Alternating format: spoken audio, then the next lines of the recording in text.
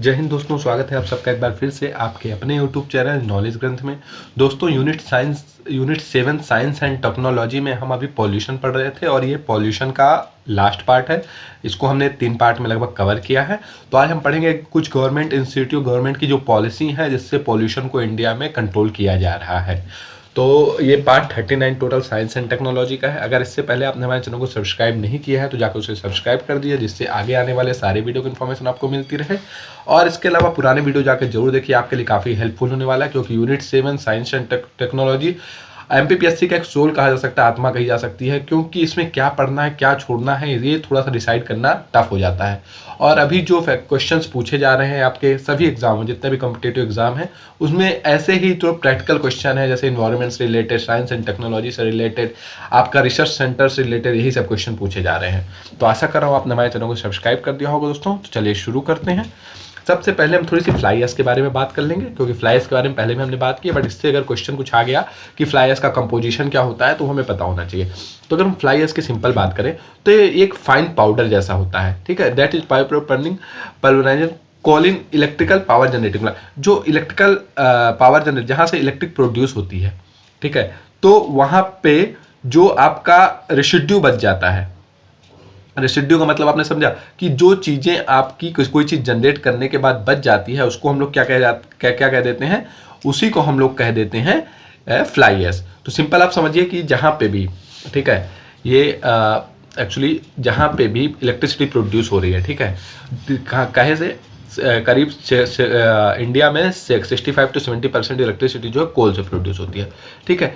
तो कोल से प्रोड्यूस होने के बाद जो कोल जलता है उसके बाद जो राख बचती है ना, वो क्या कहलाती है, वही आपकी फ्लाई एश कहलाती है, ठीक है। तो एक फाइन पाउडर राख तो आपने देखी है, फाइन पाउडर जैसा होता है। तो नॉर्मली फ्लाई जनरेशन जो प्लांट होता है, पावर जनरेटिंग जो प्लांट होता है, वहां से ही बनती है। तो इसके मेन कंपोजिशन क्या है, वेरी मोस्ट इंपॉर्टेंट लिख लीजिए इसमें, ठीक है। ये क्वेश्चन पूछा जा सकता है कि फ्लाई एश का कंपोजिशन क्या है। तो मोस्टली इसमें सिलिका डाइऑक्साइड हो गया, एल्यूमिनियम ऑक्साइड हो गया और कैल्शियम ऑक्साइड। तो इसको आप थोड़ा सा ध्यान रख लीजिए, याद कर लीजिए, क्योंकि एग्जाम में क्वेश्चन पूछा जाता है कि फ्लाई एश का जो कंपोजिशन क्या होता है। तो सिलिकॉन डाइऑक्साइड, एल्यूमिनियम ऑक्साइड और कैल्शियम ऑक्साइड, ये इसका क्या होता है, आपका कंपोजिशन होता है, मतलब इसी चीज से मिलकर बनी होती है। ये चीज में जरूर पाए जाते हैं। Maharashtra is the first state India to adopt the fly ash utilisation policy. Fly ash utilisation policy का मतलब ये जो राख होती है ना, इसको किस तरह से यूज किया जाए कि ये पॉल्यूशन न, क्योंकि अगर राख बह के आपकी नदी में जाएगी या कोई भी वाटर बॉडी, ठीक है, या कोई भी वाटर बॉडी में जाएगी तो उसको प्रदूषित करेगी, या हवा से उड़ के जाएगी तो भी प्रदूषित करेगी, आपकी लंग्स में घुसेगी और इन्फेक्ट करेगी उस चीज़ को, ठीक है। तो इसके लिए क्या करते हैं कि गवर्नमेंट ने एक रूल बना दिया है कि जितना भी, ठीक है, आपका 500 किलोमीटर वाला एरिया है जहां पे भी ऐसा पावर प्रोडक्शन होता है, थर्मल पावर प्रोडक्शन जहां भी होता है, प्लांट्स जहां है, उसके 500 किलोमीटर एरिया पे जो भी आपकी घर बनेंगे ना कंस्ट्रक्शन में, उसमें जो ईंट यूज होगी ना, वो यहीं से बनी राख से बनी ईंट यूज होती है, ठीक। और भी मटेरियल्स में यूज किया जाता है, तो राख से बनी ईंटों को यूज किया जाएगा, जिससे कि आपका राख का प्रॉपर यूटिलाइजेशन, ये फ्लाई एश का प्रॉपर यूटिलाइजेशन हो सके। तो इसके लिए गवर्नमेंट ने एक ऐप भी लॉन्च किया है, एश ट्रैक। पूछा जा सकता है एश में से राख होती है, आपको पता है। तो एश ट्रैक ऐप किससे रिलेटेड है, तो आपको बताना है कि ये आपका फ्लाई एश जो पोल्यूशन है ना, फ्लाई एश, उसको कम करने के लिए एक ऐप बनाया गया है, जिससे उसका कितना यूटिलाइजेशन होगा वो बताया जाए। तो इसको आप इसमें क्या क्या ध्यान रखेंगे, इसका कंपोजिशन ध्यान रखेंगे, दूसरा ऐप का नाम ध्यान रखेंगे, ठीक है, ये 2 चीज आप ध्यान रखेंगे।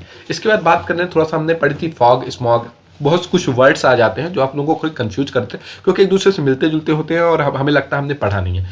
फॉग, फॉग मतलब आप लोग नॉर्मली समझिए धुंध, कोहरा कुछ लोग बोलते हैं, कुछ लोग कुहासा बोलते हैं, ठीक है। तो सब एक ही वर्ड है, फॉग का मतलब ये होता है।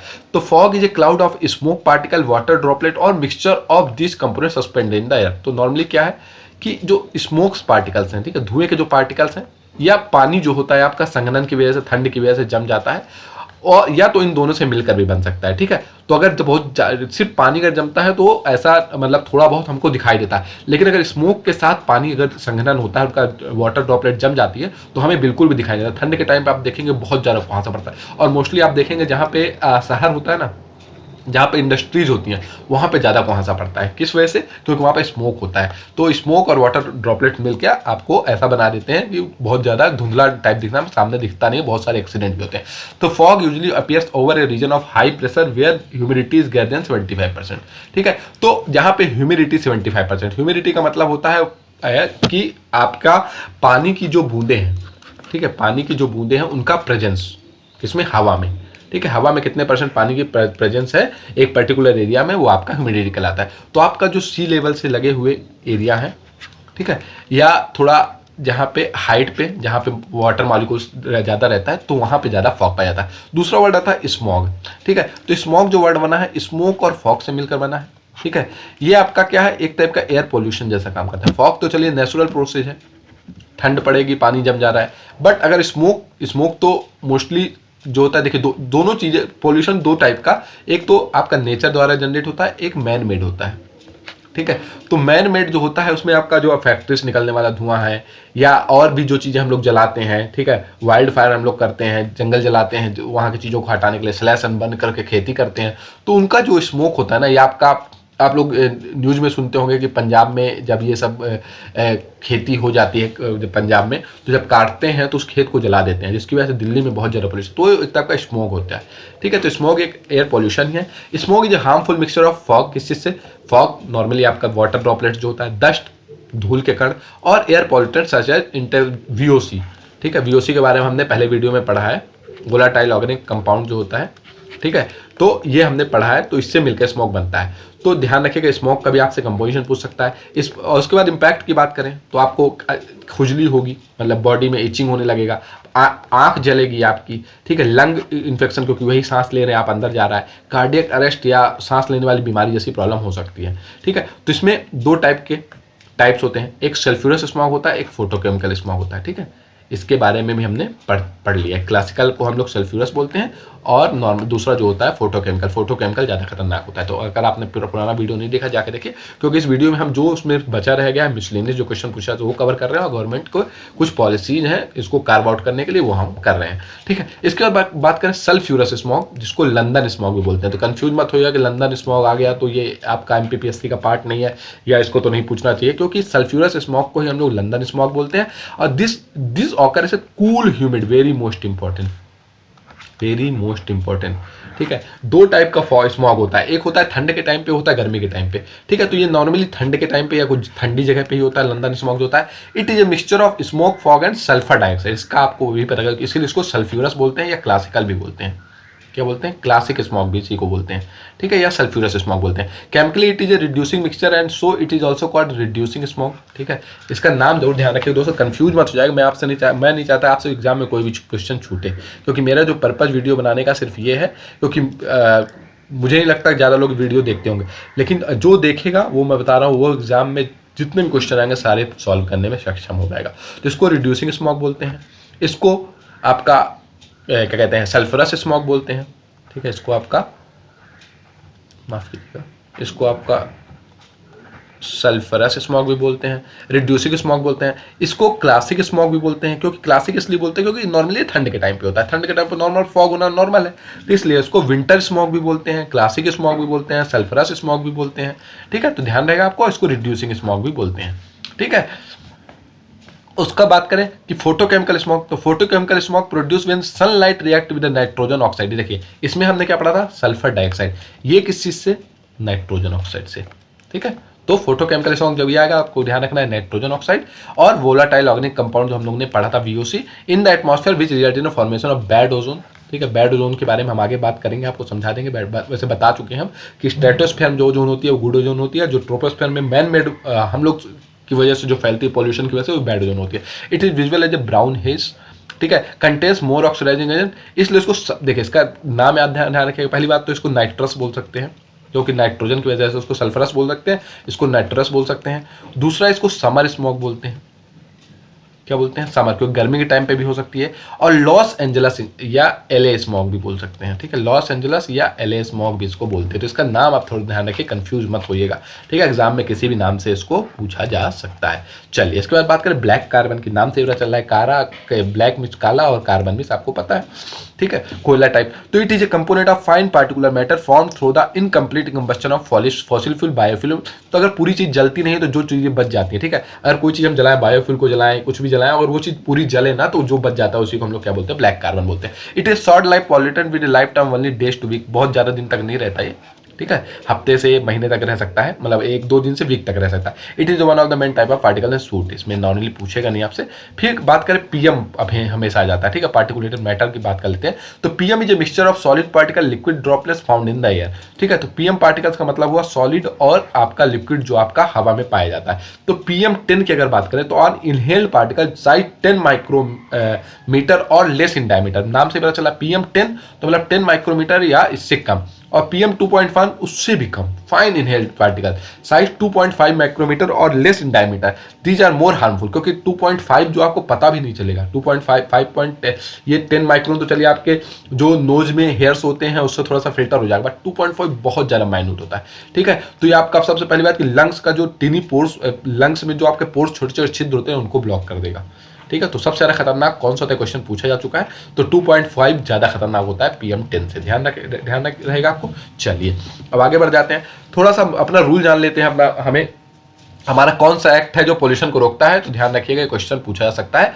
तो ये क्वेश्चन है आपका prevention and control of pollution act 1981, ध्यान रहेगा, ठीक है, क्योंकि IT एक्ट 2019 में पूछा था, IT एक्ट इंफॉर्मेशन टेक्नोलॉजी 2000, ये भी पूछ सकता है कि इंडिया में ऐसा कौन सा एक्ट है जो आपको पॉल्यूशन कंट्रोल करता है। तो prevention of and control of pollution act 1981 है। उसके बाद बात करें गोटेनबर्ग प्रोटोकॉल, ठीक है, क्या बात करेंगे हम, थोड़ा हमने प्रोटोकॉल बहुत सारे पढ़े थे, आपके मॉन्ट्रियल प्रोटोकॉल पढ़ा था, ठीक है। इसके अलावा भी पढ़ा था, ओजोन के लिए पढ़ा था हमने, आपका क्या कहते हैं इसको, आपका रेफ्रिजरेटर में जो यूज होता है क्लोरोफ्लोरोकार्बन, उसके बारे में हमने बात करा था, ठीक है। तो ये गोटेनबर्ग जो पड़ता है, ये स्वीडन में पड़ता है। कहाँ पड़ता है, ये स्वीडन में एक जगह है, स्वीडन में एक जगह है, ठीक है, ये स्कैंडिनेवियन कंट्री कहलाती है स्वीडन।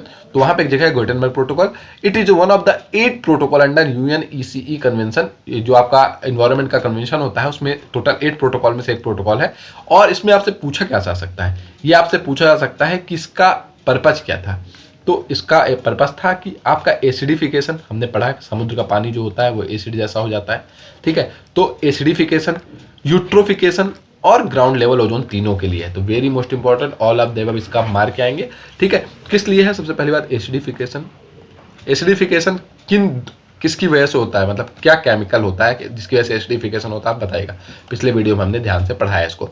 यूट्रोफिकेशन ने पढ़ा था कि अगर आपका जो वाटर बॉडी है उसका जो न्यूट्रिएंट्स लेवल बहुत बढ़ जाता है तो एल्गल ब्लूम हो जाते हैं, ठीक है, एल्गल ब्लूम हो जाते हैं, और ये एल्गल ब्लूम ही जो इफेक्ट करते हैं और जो उसमें जानवर रहने वाले जानवर और प्लांट्स है। और ग्राउंड लेवल ओजोन, जिसको हम लोग बैड ओजोन भी बोलते हैं, ट्रोपोस्फेयर ओजोन भी बोलते हैं, तो ये ओजोन, ठीक है, तो इन तीनों के लिए है ये, ठीक है। The revised protocol set national emission ceiling for 4 pollutants, और आपका सल्फर डाइऑक्साइड जो होता है, नाइट्रोजन ऑक्साइड जो होता है, वोलाटाइल ऑर्गेनिक कंपाउंड जो होता है, और अमोनिया, ये जो खतरनाक चीजें हैं, इनको इसको सीलिंग लगा दी गई है, इसमें कैपिंग लगा दी है। इससे ज़्यादा आप यूटिलाइज नहीं कर सकते कि आप सपोज एक टारगेट दे दिया जाएगा कि आप इससे ज़्यादा इतने टन से ज़्यादा इसको इमिशन नहीं कर सकते। Black carbon suit A short life climate pollutant included with in the particular matter for policy making, ठीक है। तो आपको इसमें ध्यान रखना है गोटेनबर्ग प्रोटोकॉल का रिलेशन किससे है, तो ऑल ऑफ द अबव है कि एसिडिफिकेशन, यूट्रोफिकेशन और ग्राउंड लेवल ओजोन तीनों से ध्यान रहेगा। चलिए आगे बढ़ते हैं। National air quality monitoring programme, ये गवर्नमेंट का एक प्रोग्राम है, इसमें पूछ सकता है कि कितने आपके डेटा होते हैं जो कंट्रोल किए जाते हैं या क्या है ये, ठीक है। तो central pollution control board, CPCB, central pollution control board ही वो आपका अथॉरिटी है जो आपका पोल्यूशन के लिए आपका रूल्स रेगुलेशन एक्ट बनाता है। तो executive nation wide programme for ambient air quality monitoring known as national air quality monitoring programme, नाम से ही पता चल रहा है कि आपकी एयर क्वालिटी को मॉनिटर करने के लिए अंडर 4 एयर पोल्यूटेंट्स, ठीक है। तो ध्यान रखिएगा 2-3 क्वेश्चन आएंगे अभी, 4, 8, 12 करके, तो कंफ्यूज मत होइएगा। तो national air quality monitoring programme में 4 जो आपके पॉल्यूटेंट्स होते हैं ना, उनको मॉनिटर किया था, जिसमें आपका सल्फर डाइऑक्साइड, ठीक है, नाइट्रोजन डाइऑक्साइड या नाइट्रोजन, ठीक है। उसके बाद बात करें सस्पेंडेड पार्टिकल में, तुम्हारा सस्पेंडेड पार्टिकुलर मैटर जो हमने बात की थी कि जो हवा में रह जाता है सस्पेंडेड पार्टिकुलर मैटर, ठीक है, उसके बारे में। और आपका उसके बाद रेस्पिरेबल सस्पेंडेड पार्टिकुलर मैटर PM10, ठीक है। PM10 की बात की थी, PM10 PM2.5 की। तो ये चार चीजें, सस्पेंडेड पार्टिकल मैटर और PM10, ध्यान रहेगा आपको। तो ये आपके चार चीजें जो होती है national air quality monitoring programme में इंक्लूड किए गए। Very most important, green colour कर दिया गया, हाईलाइट कर दिया गया, वेरी मोस्ट इंपॉर्टेंट बोल दिया गया। अगर आप ये पढ़ के नहीं जाते तो आपकी गलती है कि फिर आप एग्जाम में कैसे पास करेंगे, ठीक है। ध्यान रहेगा, sulphur dioxide, nitrogen oxide, suspended particle matter और रेस्पिरेटरी, मतलब जो जिसको आप सांस के थ्रू अंदर ले सके, जैसे PM10 और PM.5, तो PM10 के बारे में इसमें बताया गया है।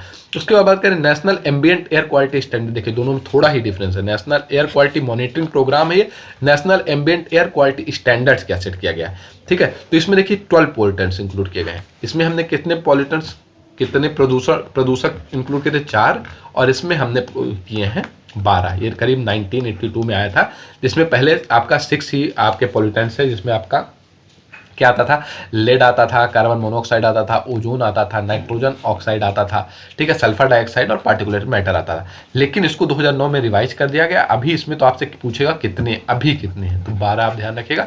इसमें आपका sulphur dioxide, nitrogen dioxide, PM10 भी है, PM2.5 भी है, ओजोन भी है। ओजोन आप समझे बैड ओजोन, जो आपका ग्राउंड लेवल ओजोन होती है, लेड है, carbon monoxide, arsenic, nickel, benzene, ammonia and benzopyrene. इतनी सारी चीजें हैं, जिनके नाम तो आपको नहीं पूछेगा, लेकिन कितने पॉल्यूटेंट्स का ध्यान रखिएगा और एक बार थोड़ा देख लीजिएगा कि इसमें कौन सा है कि कौन सा नहीं है, ये क्वेश्चन पूछा जा सकता है। इसके बाद बात करें national air quality index, very very very most important for prelims point of view as well as mains point of view. National air quality index क्या होता है, तो पहली बात करें, नेशनल एयर क्वालिटी इंडेक्स 2014 में लॉन्च किया गया था। इसका आउटलाइन था 1 नंबर 1 कलर 1 डिस्क्रिप्शन, ठीक है, ये भी आपसे पूछा जा सकता है। 1 number 1 colour 1 description for the common man to जज द एयर क्वालिटी। इसमें नंबरिंग की जाती है, ठीक है, कलर दे दिया जाता है, ग्रीन कलर दे दिया, रेड कलर दे दिया, ऑरेंज कलर दे दिया, और एक डिस्क्रिप्शन जो होता है, ठीक है। It has been launched for monitoring the quality of air in a major urban centre across the country on a real time basis, मतलब हर टाइम चेंज होता है। बहुत बड़े आप देखेंगे आपके शहर में बड़ी बड़ी स्क्रीनें लगी होती हैं और उसमें जो है डिस्प्ले होता रहता है। क्या क्या डिस्प्ले होता है हम आपको बताएंगे, ठीक है। टोटल 8 पॉल्यूटेंट्स ये पूछा जा चुका है, पूछा जाएगा। आपका 4 12 इसमें जो थे उसको हो सकता है ना भी पूछा है, बट आपको पढ़ना है, ठीक है। 4 इसमें 12 इसमें, ये हो सकता है ना भी पूछा जाए, लेकिन नेशनल एयर क्वालिटी इंडेक्स में कितने आपके पॉल्यूटेंट्स शो करते हैं, 8, ये 100% पूछाएगा। Very very very most important, ठीक है। तो it has been launched to monitor the quality of air in a major urban centre across the country on real time base. Real time base हर time change हो, sensor जो होंगे हर time उसको change करते रहेंगे। And enhancing public awareness for taking mitigative action, ठीक है, उसको कैसे कंट्रोल करना है। The measurement of air quality is based on, किस बेस्ड, 8 पॉल्यूटेंट इसमें, जिसमें आपका पार्टिकुलेटेड मैटर PM10,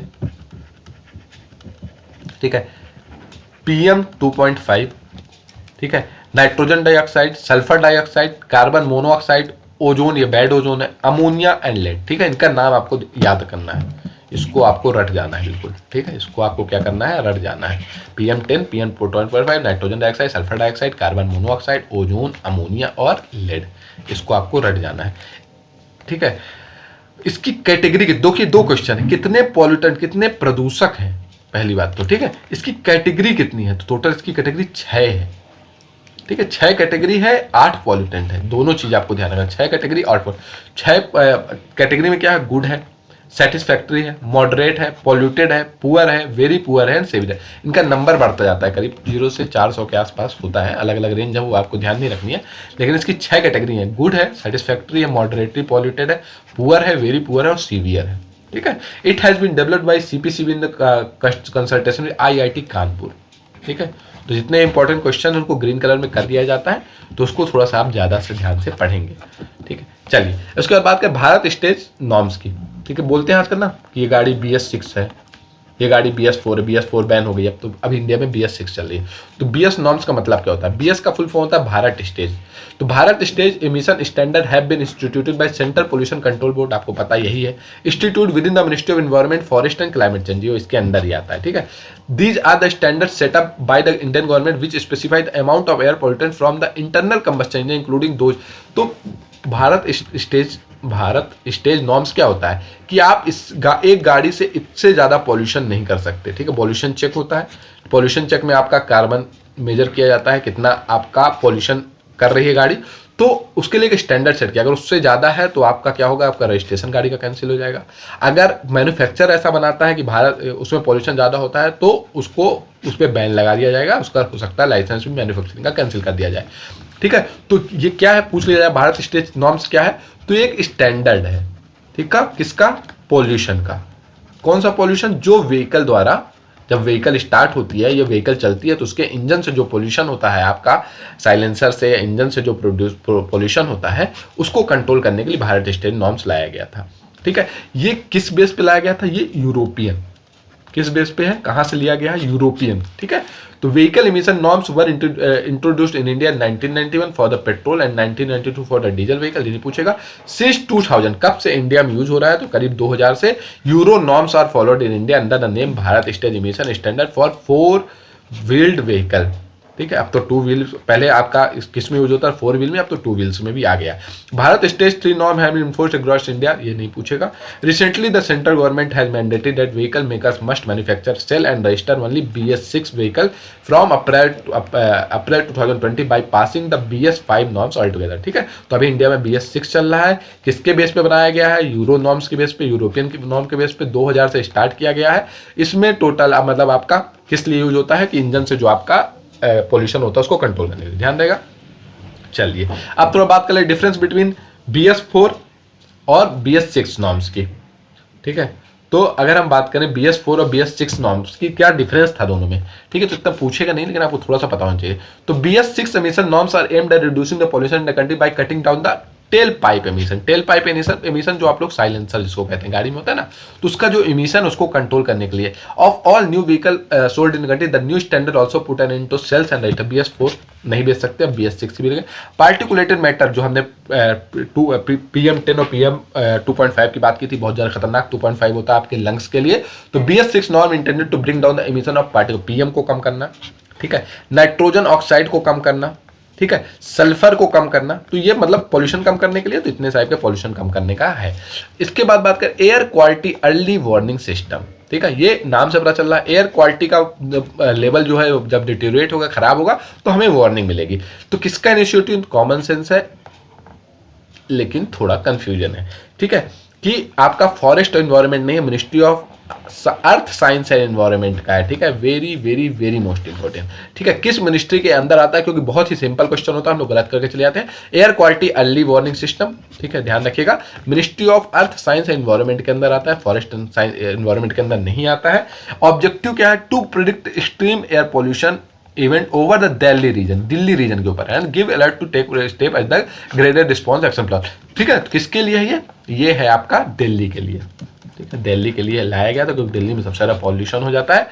और स्टेबल बर्निंग की वजह से, स्टेबल बर्निंग होता है जो आप लोगों का खेत जब आप काटते हैं ना, खेत में जो चीजें छोटी छोटी आपके डंडियां रह जाती है ना, उसको आप लोग जला के साफ करने की कोशिश करते हैं। मोस्टली ये चीज पंजाब में होती है, ठीक है। उसका धुआं आपका दिल्ली में आता है, दिल्ली टाइम में, और दिल्ली में घुसता है। और दिल्ली में क्योंकि उस समय कोल्ड होता है, ठंड होती है, मोस्टली विंटर टाइम पे होता है, तो इसलिए वहां पे क्या होता है, स्मॉग हो जाता है। कौन सा स्मॉग होगा आप लोग बताएं, कमेंट सेक्शन में बताइए कौन सा स्मॉग होगा, ठीक है, जो आपका दिल्ली में जो ठंड के टाइम पे होता है। It is developed by Indian institute of tropical meteorological Pune. ये पूछ लेता कभी Indian institute of tropical meteorology कहाँ पे है, तो ये पुणे में है, इसी ने डेवलप किया था। और इसको अर्थ साइंस और एनवायरनमेंट से मतलब ये उसके अंडर ही आता है। उसके बाद क्या, central pollution control board, CPCB।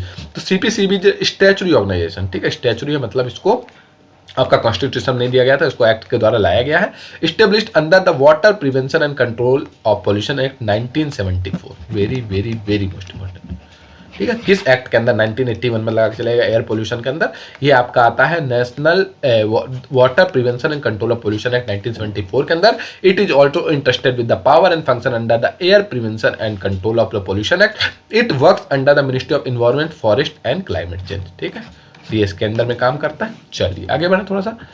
लो इमिशन ग्रीन क्रैकर्स, ठीक है, क्रैकर्स मिस होते हैं पटाखे जो आप लोग फोड़ते हैं, ठीक है। तो इसको नॉर्मली ग्रीन क्रैकर नाम से भी आता है, ग्रीन क्रैकर नाम से भी आता है, या तो लो इमिशन क्रैकर नाम से। तो कंफ्यूज मत होइएगा, लो इमिशन एक क्रैकर है, ग्रीन क्रैकर एक ही होता है। They are produce using less harmful raw material and have additive which reduce emission by separate, क्योंकि ऑब्वियसली आप लोग पटाखे फोड़ना तो छोड़ेंगे नहीं, ठीक है।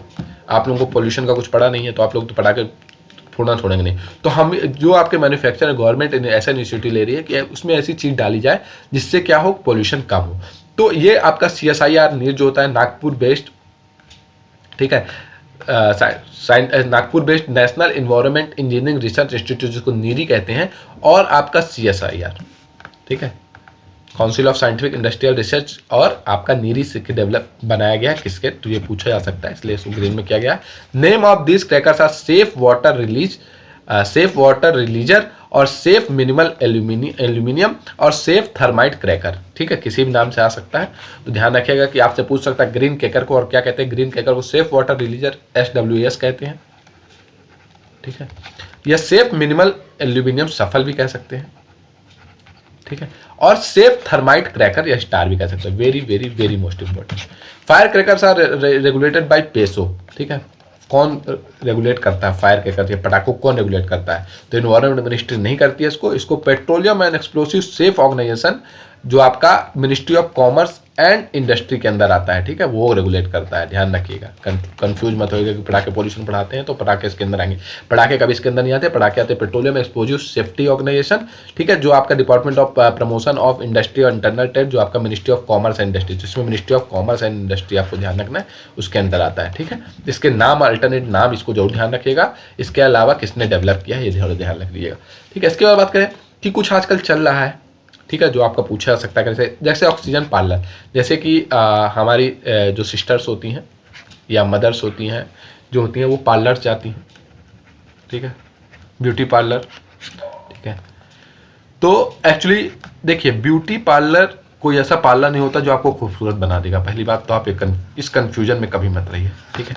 वो एक टाइप की ग्रूमिंग होती है, ठीक है। आप उतने खूबसूरत हैं, ये आपका पर्सपेक्टिव है कि आपको ऐसा लगता है कि आप ब्यूटी पार्लर में जाके आप खूबसूरत हो जाते हैं। ब्यूटी पार्लर में जाके कोई भी खूबसूरत नहीं होता है, ठीक है। ब्यूटी पार्लर में जाके आप बस अच्छे से तैयार हो सकते हैं, ठीक है, कि और आपके अंदर वो ब्यूटी आपको ला नहीं देगा, ठीक है, वो खूबसूरती नहीं रहेगी, ठीक है। लेकिन उसी तरह ऑक्सीजन पार्लर में क्या होता है कि ऐसे ही पार्लर होता है, अंदर आप जाके बैठिए और ऑक्सीजन लीजिए और आप पेमेंट कीजिए, ठीक है। देखिए क्या आजकल ज़माना आ गया है, किस वजह से हम लोग खुद झेल रहे हैं, और हमें अभी हम सिर्फ पीने का पानी के पैसे दे रहे थे, अभी हम क्या करेंगे, कुछ दिन बाद नहाने के पानी के भी पैसे देंगे, और अभी हम ऑक्सीजन पार्लर में ऑक्सीजन लेने के लिए भी, जो आपको फ्रीली अवेलेबल है एटमॉस्फेयर में, लेकिन हमारे पोल्यूशन की वजह से क्या हमको जाके खरीदना पड़ता है। तो नासिक रेलवे स्टेशन में आपका लगाया गया था। ये क्या है, यूनिक, ये इंडियन रेलवे ने खोला था, ठीक है, नासिक रेलवे स्टेशन महाराष्ट्र में, ठीक है। इसका जो कहाँ से लिया गया था क्वेश्चन पूछा जा सकता है, नासा से, ठीक है, national aeronautics and space administration USA जो है इससे रिकमेंडेशन पे ही खोला गया था। तो आप थोड़ा सा ध्यान रखेंगे, ऑक्सीजन पार्लर कहीं आ जाए कंफ्यूज मत होइएगा। दूसरी बात करें वायु का रिलेशन किससे अगर पूछ लिया जाए तो पॉल्यूशन कंट्रोल से है। तो wind augmentation purifying unit, it is an air pollution control device which can purifying air in, ये लगा दिया जाता है जैसे किसी रूम के अंदर या किसी क्या कहते हैं टावर में, किसी टावर में लगा दिया गया, तो क्या करेगा, ये क्या करेगा, विंड को प्योर करने की कोशिश करता है, ठीक है। तो it was developed by council of scientific and industrial research, जो आपका है वही नीरी, और इसके द्वारा डेवलप किया जाता है, department of science and technology के अंदर आता है। तो वायु को आपका क्लीन करना, नाम से आपको पता चला, कंफ्यूज मत होइएगा कि पोल्यूशन कंट्रोल करने की एक तरह की यूनिट है। इसके बाद बात करें environment pollution control authority, EPCA अगर पूछ लिया जाए आपसे कि EPCA क्या है, तो ध्यान रखिएगा ये भी एक स्टैचुरी बॉडी है, ठीक है। और ये इन्वायरमेंट मिनिस्ट्री 1998 में अंदर इन्वायरमेंट प्रोटेक्शन एक्ट 1998, देखिए 3 टाइप के एक्ट हमने पढ़ लिए। एक तो वाटर पोल्यूशन कंट्रोल एक्ट पढ़ा 1974 पढ़ा, एयर पोल्यूशन एक्ट पढ़ा 1981 पढ़ लिया, ठीक है, और अभी हम पढ़े इन्वायरमेंट प्रोटेक्शन एक्ट 1986। तो इन कंफ्यूज मत होइएगा, ये क्वेश्चन आपसे पूछा जाएगा, बिल्कुल एक्ट से क्वेश्चन पूछे जाएंगे, और कंफ्यूज मत होइएगा क्योंकि बहुत सिंपल क्वेश्चन होता है और आप लोग इसमें कंफ्यूज हो जाते हैं, ठीक है। तो 98 में ये आपका नोटिफाइड किया गया था, ministry of environment protection act 1986 के अंदर। इसका ऑब्जेक्टिव था कि आपका जो दिल्ली के आसपास वाला NCR region, national capital region, Delhi के आसपास वाला रीजन, वहाँ की इन्वायरमेंट की क्वालिटी को और पोल्यूशन को बढ़ाना है, ठीक है। इसमें enforcement graded response action plan लाया गया था, जिससे पोल्यूशन को लेवल को धीरे कंट्रोल किया जाए, ठीक है। तो इतना ध्यान रखिएगा। EPCA क्या है, EPCA एक स्टैचुरी बॉडी है, ठीक है, बस इतना आपको ध्यान रखना। उसका एक वर्ड आता है जिसको टोरीफैक्शन कहते हैं, ठीक है। तो ये आपका स्वीडिश टेक्नोलॉजी है, स्वीडन से आई है, ठीक है, टोरीफैक्शन स्वीडन से आई है। That can convert rice stubble into biocoal, ठीक है, very very very most important, ठीक है। ये आपका मेंस पॉइंट ऑफ व्यू से भी और आपका क्या कहते हैं प्रीलिम्स पॉइंट ऑफ व्यू दोनों से इंपॉर्टेंट। आपसे पूछ लिया टोरीफैक्शन क्या है ना, उसमें कुछ भी बहुत सारे ऑप्शन दे देगा, आप लोग कंफ्यूज मत होइएगा। ये एक स्वीडन की टेक्नोलॉजी, इसमें क्या किया जाता है कि जो आपका स्टेबल जो आप लोग जलाते हैं ना, जो जिसके बारे में बात कर रहे थे, छोटी छोटी डंडियां बच जाती हैं जिसको जला के साफ किया जाता है, बहुत ज़्यादा पोल्यूशन होता है, तो इससे उसको कन्वर्ट कर दिएगा बायोकोल में, बायोकोल, ठीक है। बायोकोल मतलब, बायो का मतलब होता है हरी चीज से रिलेटेड चीजें, तो और उसके बाद कोल कोयले की तरह काम करेगा, ये हमारे लिए यूजफुल हो जाएगा। जैसे हम उसको जला के खत्म कर देते हैं, हम इसको काट लेंगे, ट्रैक्टर एक आता है उससे काट लिया जाएगा और उसको बाद में कोल की तरह यूज कर लिया जाएगा। The technology involve heating of the straw gross saw mills distribute the wood biomass to 250 से 350 डिग्री तक इसको गर्म किया जाएगा। इसके बाद this change the element of the biomass into coal like pellets, ठीक है। इसको गर्म किया जाएगा, राइस की जो आपकी डंडियां बचती हैं, ठीक है, उसको गर्म किया जाएगा और उसके बाद क्या किया जाएगा, आपको उसको यूज कर लिया जाएगा सीमेंट, स्टील या सीमेंट प्रोडक्शन के लिए आपको यूज कर लिया जाएगा, ठीक है, कोल बना के। तो ध्यान रहेगा, टोरिफिकेशन आपसे अगर आ जाए तो आप ध्यान रखिएगा कि राइस को, आपका राइस स्टेबल को बायोकोल में कन्वर्ट करने की एक टेक्नोलॉजी है जो स्वीडन से लगे। इसके बाद बात करें हैप्पी सीडर मशीन, तो ये ट्रैक्टर है जो आपका पंजाब एग्रीकल्चर यूनिवर्सिटी ने बनाया था, किसके साथ, Australian centre for international agriculture research कर for institute management of paddy stubble, वही पैडी जो आपको इसको काट लिया जाएगा पूरी तरह से, ठीक है, स्ट्रॉ जो जलाने की जरूरत नहीं पड़ेगी, इसको ट्रैक्टर एक बार चला दीजिए, पूरा ये आपका जमीन से जड़ से काट लेगा, उसके बाद आपको इसको टोरिफिकेशन की तरह या आपको इसको कोल बनाने में यूज कर सकते हैं। इसके बाद बात करें, एक वर्ड आता है एंथ्रियम, ठीक है। तो एंथ्रियम की बात करें तो 10 variety of high market value air purifying flower develop किया गया था, very very very most important. अगर आपसे पूछ लेगा एंथ्रियम क्या है, ठीक है, सिंपल पूछ लेगा एंथ्रियम का रिलेशन किससे है, तो एक टाइप का एक वुमेन जो है, ठीक है, केरला की, जिनका नाम था वासनी बाई, उन्होंने आपका 10 टाइप के 10 वैरायटी के फूल डेवलप किए, नॉर्मल फ्लावर्स जो होते हैं, ठीक है। उनका फ्लावर का क्या वो था कि उसको आप रखेंगे ना तो उसकी सुगंध से जो पोल्यूशन होता है ना वो कंट्रोल होता है। तो इस टाइप का एक फूल बनाया गया था और इनको आप घर के अंदर लगा सकते हैं, सबसे बड़ी बात, ठीक है। तो आप देखने में बड़ा अच्छा लगता है, इंडोर जो आपका डेकोरेटिव हो जाएगा, घर आपका बहुत खूबसूरत लगेगा। और दूसरा क्या होगा कि घर का जो पोल्यूशन आसपास का वो उसको कंट्रोल करेगा या पोल्यूशन को कम करने की कोशिश। तो एंथ्रियम किससे रिलेटेड है, आपका एक टाइप का फूल है, फ्लावर है, ठीक है। इसके बाद बात करें स्मोक टावर, स्मोक का आपको मतलब बताया जा चुका है, फॉग प्लस स्मोक की हमने बात की थी, तो उसको कंट्रोल करने के लिए टावर्स लगाए गए हैं। तो smoke towers are air purification structure that are design to work as a air purifier, नाम से पता चल रहा है, ठीक है। They are fitted with multiple air purifier, this purifier cleans air it passes through them, it is successful project China. तो इससे आपको इतना ध्यान बस रखना है कि स्मोक टावर स्मोक को कम करने के लिए प्योरीफायर है। Anti smoke gun, the anti smoke gun is a cannon that spray atomising water 50 metre into the air to bring down the suspended pollutant, ठीक है। जो पॉल्यूटेंट्स आपके लटक रहे हैं हवा में, सस्पेंडर मतलब लटके रहते हैं, डस्ट पार्टिकल्स होते हैं, ठीक है, PM10 पार्टिकल्स होते हैं या सल्फर डाइऑक्साइड के पार्टिकल्स, तो क्या करें, इससे हम वाटर फेंकते हैं। एटोमाइज वाटर होता है जो 50 मीटर तक जाता है और जब हवा में जाता है तो ये वाटर जो होता है वो डस्ट पार्टिकल्स को ले आता है और जमीन में गिरा देता है, जिससे आपका पॉल्यूशन कम होता है, ठीक है। तो ये सब कुछ आपसे पूछे जा सकते हैं, इसलिए इनको डाला गया है।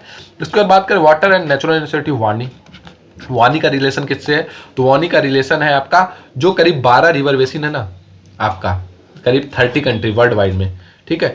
तो इनको क्या करने के लिए, रिन्यूएट करने के लिए, ठीक है, रिजुनवेशन होता है, मतलब इनको क्या करने के लिए, इनका पॉल्यूशन एक तो कम करना है, ठीक है, वाटर का इसका पॉल्यूशन कम करना है, ठीक है, और इसको इकोसिस्टम को सस्टेन करना है कि आपका ये बचा रहे, खराब ना हो, ये सूख ना जाए। तो वानी का रिलेशन किससे आपसे पूछा जा सकता है, तो इसको रिवर के रिजर्वेशन के लिए है। ओजोन वेरी मोस्ट वाली जिसकी हम बात कर रहे थे, ठीक है, क्वेश्चन नंबर 2 टाइप के ओजोन की हम बात करते हैं, एक होता है गुड ओजोन, एक होता है बैड ओजोन। गुड ओजोन का लोकेशन क्या है पूछ सकता है, स्ट्रेटोस्फीयर जो करीब आपका मैंने बात की थी 12 से 36 किलोमीटर के आसपास होता है, ठीक है। तो गुड ओजोन जो है आपका वो आपका स्ट्रेटोस्फीयर में पाया जाता है, जो अर्थ जो आपका यूवी रे जाती है सन से ना उसको कंट्रोल करता है, ठीक है। तो इसलिए इसको गुड ओजोन कहते हैं क्योंकि हमारी सुरक्षा करता है। बैड ओजोन जो पॉल्यूशन से बनता है कहाँ पे, ट्रोपोस्फीयर, ट्रोपोस्फीयर जो आपका 11 से करीब 11 किलोमीटर या 17 किलोमीटर होता है, डिपेंड करता है पोलर रीजन पे आप बात कर रहे हैं या कहाँ बात करें, इक्वेटर की बात करें, ठीक है। तो ट्रोपोस्फीयर, तो बैड ओजोन क्या होता है, ये इसको ग्राउंड लेवल ओजोन भी बोलते हैं, ये मैन मेड होता है, सबसे बड़ी बात बताया जा चुका है, क्योंकि इंसान क्या करता है, जो नाइट्रस ऑक्साइड रिलीज करता है, कार्बन मोनोऑक्साइड रिलीज करता है, वोलेटाइल ऑर्गेनिक कंपाउंड रिलीज करता है, जिसमें आपका नाइट्रस ऑक्साइड CO और VOC, इनको ओजोन परसिक्यूटर्सर भी बोलते हैं। ठीक है, ये क्योंकि ओजोन को बढ़ावा देते हैं बनाने में, तो इनको परसिक्यूटर्सर बोलते हैं। कंफ्यूज मत होइएगा, बैड ओजोन और गुड ओजोन का लोकेशन जो ध्यान रखिए स्ट्रेटोस्फीयर और ट्रोपोस्फीयर में होता है, और इसको बैड ओजोन को आपका ग्राउंड लेवल ओजोन भी बोलते हैं, ट्रोपोस्फीयर ओजोन भी बोलते हैं। ठीक है, चलिए इसके बाद बात करें the great green wall of Aravalli. Aravalli आपको पता है, जब भी नाम आएगा आप राजस्थान समझ जाएंगे। ठीक है, चलिए क्वेश्चन का अच्छा आंसर दीजिएगा कि रायसीना हिल जो आपका दिल्ली में, जहाँ पे आपका प्रेसिडेंट हाउस बना हुआ, ठीक है, वो कौन सी पहाड़ी पे है, कौन सी हिल पे है? ठीक है, ये आप हमें कमेंट सेक्शन में बताइएगा।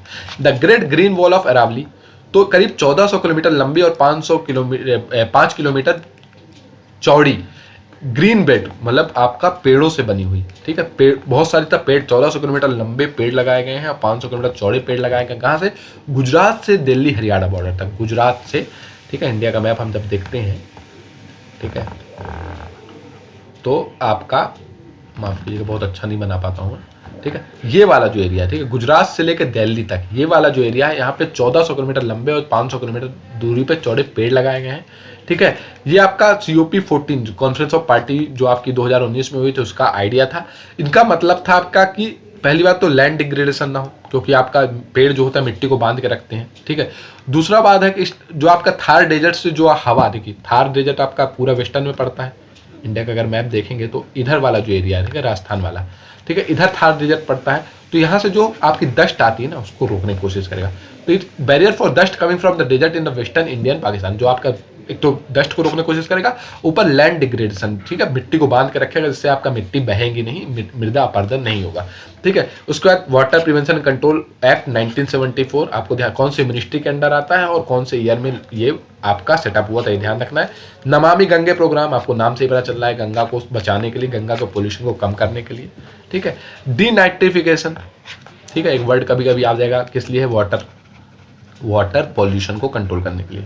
ठीक है, जल प्रदूषण को कम करने के लिए डीनाइट्रिफिकेशन। तो denitrification is ecological approach that can be used to prevent the leaching of nitrates in soil, this in turn stop and ground water from being contaminated with nutrients. ठीक है, तो आपका डीनाइट्रिफिकेशन जो होता है, जो आपका सॉइल होती है मिट्टी में ना, उससे जो नाइट्रेट निकल के आपके पानी में ना चले जाए, उसके लिए डीनाइट्रिफिकेशन होता है, तो ध्यान रखिएगा, वेरी मोस्ट इंपॉर्टेंट। डीनाइट्रिफिकेशन का रिलेशन किससे है? पहली बात तो है वाटर पोल्यूशन को कम करने से, पानी को कम करने से लिए, और ये क्या करता है? कंट्रोल करता है नाइट्रेट, नाम से पता चल रहा है नाइट्रिफिकेशन, और नाइट्रेट को कम करता है पानी में। ठीक है, क्लोरिनेशन, आइदर क्लोरीन गैस और certain chlorine compounds are added to water to complete the purification. Chlorine की गोलियां आती थी, ठीक, अब तो इतना, अभी तो आजकल आर हो गया, बचपन में क्या होता है, क्लोरीन की गोलियां होती थी जो आपके टैंक में डाल दी जाती थी, इससे आपका पानी साफ रहता था। तो या तो क्लोरीन गैस से, या तो क्लोरीन की जो गोलियां आती हैं, या आपके कंपाउंड्स आते हैं, उनको डाल दिया जाता है। इससे आपका क्लोरीन, बहुत कम क्लोरीन से जो होता है ना, वो आपका ऑलमोस्ट जितने भी माइक्रो ऑर्गेनिज्म जो होते हैं ना, छोटे छोटे पैथोजेंस जो होते हैं, जो आपको बीमारी फैला सकते हैं, बैक्टीरिया जो होते हैं, वो क्या होते हैं? मर जाते हैं। ठीक है, तो क्लोरिनेशन नाम से पता चला है वाटर के लिए, डिनाइट्रिफिकेशन वाटर के लिए है। उसके बाद बात करें फाइटो रिमेडिएशन, ठीक है, ये भी क्वेश्चन पूछा सकता है। तो phytoremediation is a bioremediation process that use various types of plants to remove, transfer, stabilise and to destroy contamination in the soil and ground. तो ये फाइटो प्लैंक्टॉन्स हमने पढ़ा था इसे। ठीक है, फाइटो वर्ड जब भी आएगा आप ध्यान रखिएगा, एलगी या छोटे प्लांट से इसका रिलेशन है। ठीक है, कुछ टाइप के जो प्लांट जो क्या करते हैं, जो जानवरों, ये छोटे छोटे जो आपके छोटे छोटे आपके कीड़े होते हैं ना, जो बैक्टीरिया होते हैं, उनको मार देते हैं। ठीक है, तो उनको आपको फाइट, या उन पौधे को लगा के भी आप क्या कर सकते हैं? वाटर, तो ये जो आपकी स्लाइड है, मतलब ये वाली जो आपका है, ये वाटर पोल्यूशन को कंट्रोल करने के तरीके हैं।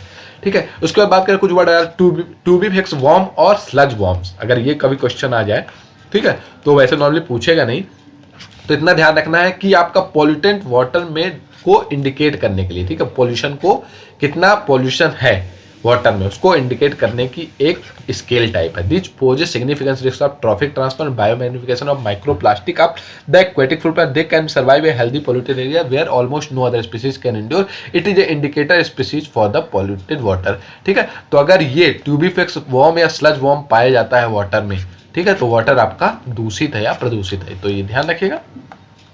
क्योंकि आपके इतने गंदे पानी में सिर्फ यही आपका सर्वाइव का, और सारे जानवर मर जाएंगे। तो अगर ये पाया जा रहा है, सोचिए वाटर कितना ज़्यादा प्रदूषित होगा। टू बी फेक्स बॉम्ब या स्लज बॉम्ब की बात करें, ठीक है। कुछ रोग आपसे पूछ लिए जाएंगे, ठीक है। वैसे कंट्रोल इनको किया गया है, मैंने पढ़ा दिया है, लेकिन फिर आपसे पूछ लिया मिनामाटा किसकी वजह से होता है, तो ध्यान रखिएगा मरकरी से होता है, ठीक है। इसके बारे में बात की थी मैंने, ठीक है। न्यूरोलॉजिकल प्रॉब्लम है, ये न्यूरोलॉजिकल नर्व से रिलेटेड प्रॉब्लम क्रिएट कर देती है, ठीक है। मिनामाटा एक जगह है जापान में, जिसकी वजह से ब्लूबेरी सिंड्रोम की हमने बात की थी। नाइट्रेट, जब भी ब्लूबेरी आएगा तो आपको क्या बताना है, नाइट्रेट बताना है, क्योंकि स्किन से रिलेटेड है, ठीक है। स्किन से रिलेटेड ये रोग है, ठीक है। इताई इटाई इताई इताई जब भी आएगा तो आपको, ठीक है, कैडमियम, कैडमियम से कौन सा रोग होता है, इटाई इटाई। स्केलेटन फ्लोरोसिस किससे होगा, फ्लोरीन से। नाम से पता चल रहा है कि फ्लोरीन जो होता है, जिससे आपके दांत बने होते हैं, आपकी बोन्स बनी होती है, उनकी वजह से तो स्केलेटन फ्लोरोसिस होता है। इसके बाद बात करें ट्रैकोमा, ठीक है। ट्रैकोमा जो होता है आई डिसीज, ये ध्यान थोड़ा सा रखिएगा, ठीक है, क्यों कंफ्यूजन है थोड़ा सा। तो ट्रैकोमा किससे रिलेटेड है, ठीक है। तो गंदा पानी पीने से आंख में जो प्रॉब्लम हो जाती है उसको ट्रैकोमा कहते हैं, ठीक है। तो ध्यान रखिएगा, ये पहले पढ़ाया जा चुका है, थोड़ा सा रिवीजन टाइप इसको करा दिया गया है। इसके बाद बात करें थोड़ा सा कि आपका वेस्ट सोर्स, कॉन्स्टिट्यूएंट्स और हेल्थ इफेक्ट्स क्या होते हैं, ठीक है। ये ई वेस्ट की हम बात करें, ई मतलब होता है इलेक्ट्रॉनिक वेस्ट। तो इलेक्ट्रॉनिक वेस्ट में फिजिकल कंट्रोल बोर्ड जो आपके मोबाइल या रेडियो या टीवी में अंदर लगे होते हैं, जिसपे आपके आईसीज लगी होती है, कंडेंसर लगे होते हैं, या ग्लास पैनल और कंप्यूटर मॉनिटर्स जो होते हैं, ठीक है। इनसे क्या, इनमें क्या होता है, मोस्टली इनमें लेड होता है, ठीक है। लेड क्या करता है, नर्वस सिस्टम, आपको किडनी जो आपकी, इनको आपको नुकसान पहुंचाता है, ठीक है। उसके बाद रजिस्टर और सेमी रजिस्टर जो होते हैं, छोटे छोटे लगे होते हैं, वो कैडमियम उनमें होता है, ठीक है। ये भी किडनी और उसमें। उसके बाद बात करें पीसीबी और स्विच जो होती है, उसमें मरकरी होता है, ठीक। गैल्वेनाइज्ड स्टील प्लेट्स और डेकोरेटर ऑफ हार्डनिंग जो होता है, क्रोमियम होता है। इतना आपको ध्यान नहीं रखना, सिर्फ डाल दिया गया है कि इतने सारे आपकी चीज़ें जो होती हैं वो आपकी बॉडी को नुकसान पहुंचाती है। इनमें देखिए क्या क्या चीज़ें पाई जाती है, लेड पाया जाता है, कैडमियम पाया जाता है, मरकरी पाया जाता है, क्रोमियम पाया जाता है, प्लास्टिक पाई जाती है। ये आपकी कभी पेट को नुकसान करता है, कभी स्किन को, कभी अस्थमा करता है, ठीक है। तो ये सब रोग हो जाते हैं इससे, ठीक है। तो ये ई वेस्ट में आते हैं, किसमें आते हैं, ई वेस्ट। ई वेस्ट मतलब इलेक्ट्रॉनिक वेस्ट। इसके बाद बायो रिमेडिएशन, ठीक है। बायो रिमेडिएशन क्या होता है, ठीक है। Bioremediation technology utilize naturally occurring microorganism such as bacteria, fungi and yeast to degrade hazardous substance into non toxic और लेस टॉक्सिक। तो ये बायो रिमेडिएशन का मतलब होता है कि हम लोग माइक्रो ऑर्गेनिज्म, कुछ जो होते हैं माइक्रो, कुछ बैक्टीरिया जो होती है, कुछ फंगी होते हैं, हमारे लिए यूजफुल होती हैं। क्या होती है, हमारे लिए यूजफुल। तो उनको हम लोग यूज कर लेते हैं, किस लिए, कि जिससे हम तो क्या करें कि जो भी पानी है या जहाँ का भी हमको पॉल्यूशन कम करना है, तो उसमें गंदगी जो हो उसको हम लोग कम करने के लिए क्या यूज करते हैं, बायो रिमेडिएशन। बायो का मतलब बता दिया था आप तो पहले ही कि जीवित चीज, तो जीवित चीज माइक्रो ऑर्गेनिज्म है, जिससे आपका रिमेडिएशन किया जाएगा, रिमेडी की जाएगी वाटर को कंट्रोल करने के लिए, गंदगी को कम करने के लिए। तो इसमें कुछ टेक्नोलॉजी है, जैसे आपका बायो वेंटिंग है। बायो वेंटिंग में क्या होता है, ये इन सिटू मतलब अंदर होती है, बाहर नहीं होती है, ठीक है। Micro into bio organic constituent ground water system है, पानी के अंदर, ठीक है। जो जमीन के अंदर पानी रहता है उसको साफ करने के लिए, उसको क्लीन करने की तरीका है। बायो लीचिंग जो है, ठीक है। तो ये आपका extraction of metals from ores through the use of living organism instead of using harmful chemicals.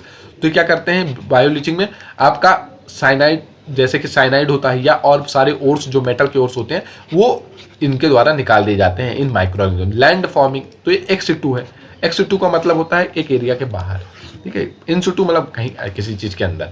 तो ex situ waste treatment process that is performed in the upper soil zone in the biotreatment cell, contaminated soil sediments और sludge are transported, नहीं पूछा जाएगा। Composting, तो aerobic bacteria and fungi decompose organic material into compost using fertilizer. Composting वो process होता है इससे आप लोग खाद बनाते हैं, ठीक है। कौन सी खाद, बायो खाद या ऑर्गेनिक खाद जो बनती है। Bio augmentation, the addition of the archaea और bacteria cultures required to speed up the rate of degradation of the contamination, ठीक है। नाम से पता चल रहा है ऑगमेंटेशन का मतलब है किसी चीज को बढ़ाना। तो कुछ ऐसे बैक्टीरिया होते हैं जो प्रोसेस को बढ़ा देते हैं, ठीक है। किस प्रोसेस को, जो आपका डिग्रेड करने का प्रोसेस है, ठीक है, उसको तोड़ने का प्रोसेस है। Biostimulation, modification of environment to stimulate existing bacteria capable of bioremediation, ठीक है। तो इसे कुछ वर्ड्स हैं इसलिए पूछा जा सकता है। तो बायो रिमेडिएशन ध्यान रखिएगा कि कुछ माइक्रो ऑर्गेनिज्म को यूज करके हम कोशिश करते हैं पॉल्यूशन को कम करने की। इसके बाद बात करें treatment method for solid waste की, थोड़ी सी बात कर लेते हैं, ठीक है। सॉलिड वेस्ट जो घर से आपके कचरा निकलता है, फैक्ट्रियों से जो कचरा निकलता है, जैसे पॉलीथीन हो गई आपकी, ठीक है, या आपको जो भी चीज़ घर से आपके निकलती है वो सॉलिड वेस्ट होती है। तो थर्मल ट्रीटमेंट, नाम से पता चला, थर्मल मतलब टेम्परेचर बढ़ा के करते होंगे। तो incineration is the combustion of the water waste in the presence of oxygen. तो इसको जला दिया जाता है so that the waste is converted into carbon dioxide. जला दिया जाएगा तो कार्बन डाइऑक्साइड में बदल जाएगा, वाटर वेपर ऐश बदल जाएगा। Also labelled waste to energy method, it is a mean for recovering energy from the waste, ठीक है। तो जैसे कुछ चीजें हैं जो आपका क्या होंगी, डिकम्पोज नहीं होंगी। ठीक है, तुमको हम लोग जला देंगे तो जलाएंगे तो कार्बन डाइऑक्साइड में बदल जाएंगी, वाटर में गैस बदल जाएंगी। ठीक है, पायरोलिसिस या gasification, in this method the thermal processing is in the complete absence of oxygen और विद लेस अमाउंट ऑफ। ठीक है, तो ये हमने क्या किया था, ऑक्सीजन की उपस्थिति में किया था। ठीक है, इन द प्रेजेंस ऑफ ऑक्सीजन किया था। अगर हम इसको अब्सेंस ऑफ ऑक्सीजन कर दें तो इसको पायरोलिसिस बोल सकते हैं या गैसिफिकेशन। ये पूछा जाएगा आपसे, ध्यान रखिएगा, क्योंकि सॉलिड वेस्ट का ट्रीटमेंट मेथड है। तो अगर पूछ लिएगा सिंपल पायरोलिसिस क्या होता है तो अब्सेंस ऑफ ऑक्सीजन आप ध्यान रखेंगे। ठीक है, thermal treatment, presence of oxygen ध्यान रखें। बायोलॉजिकल ट्रीटमेंट मेथड, इसमें भी माइक्रो ऑर्गेनिज्म, बायोलॉजिकल आ गया ना, तो माइक्रो ऑर्गेनिज्म यूज किया जाता है जो आपका डिग्रेड करने के लिए। एरोबिक का मतलब जब भी आएगा तो आप याद रखेंगे ऑक्सीजन की उपस्थिति में। ठीक है, ऑक्सीजन की उपस्थिति में जो चीज की जाए एरोबिक है, जो ऑक्सीजन की अनुपस्थिति में की जाए वो एनारोबिक है। ठीक है, या कभी 4 आवर प्रिंसिपल पूछ लिया कि 4 आवर प्रिंसिपल का रिलेशन किससे है, तो ये आपका वेस्ट मैनेजमेंट से है। किससे है, वेस्ट, गंदगी को, सॉलिड वेस्ट को मैनेजमेंट से। इसमें क्या करता है, रिड्यूस करते हैं, reduce the use of plastic. पहली बात तो 4 आर है ना, तो 1 आर, 2 आर, 3 आर, 4 आर, तो reduce the use of plastic. Reuse मतलब buy rechargeable item rather than disposable one. ठीक है, जैसे रीयूज्ड प्लास्टिक हो या रीयूज्ड जो आपके कपड़े के बैग आते हैं, कागज के बैग आते हैं, रिसाइकल कर किए जा सकें। या recovery of recycling, various mechanical, biological and clerical system, इससे आपको उसको दोबारा क्या है, कन्वर्ट किया जा सके दूसरी चीज में। तो ये 4 आर प्रिंसिपल अगर पूछ लिया किससे रिलेटेड है तो याद रखेगा सॉलिड वेस्ट से रिलेटेड है। आशा करो वीडियो आपको पसंद आया। वीडियो आपको पसंद आया उसे लाइक करें, सब्सक्राइब करें, शेयर करें और हमें कमेंट सेक्शन में जरूर बताएं वीडियो आपको कैसा लगा। Thank you so much guys, God bless you all.